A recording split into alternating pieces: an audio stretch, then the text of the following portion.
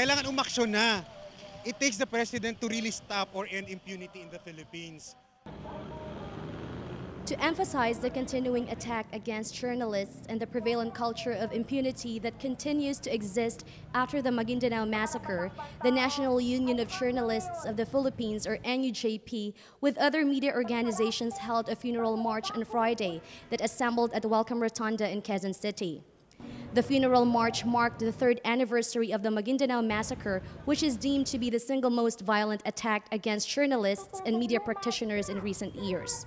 The said event also coincided with the second International Day to End Impunity, which is meant to seek justice for artists, journalists, musicians, writers, and free expression advocates around the world who are persecuted for exerting their right to free expression.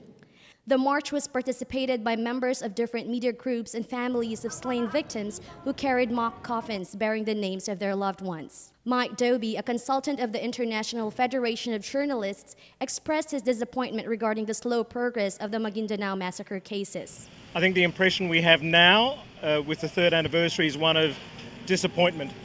Disappointment in that after 3 years there has been so little progress.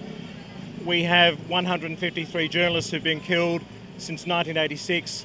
14 journalists have been killed during the current president's term of office. There doesn't seem to be a great deal of progress in terms of the trial.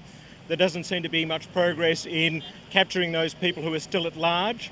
There doesn't seem to be much progress in terms of looking after the safety and welfare of the families of the victims, and there seems to be no effort in terms of an improvement to the witness protection program.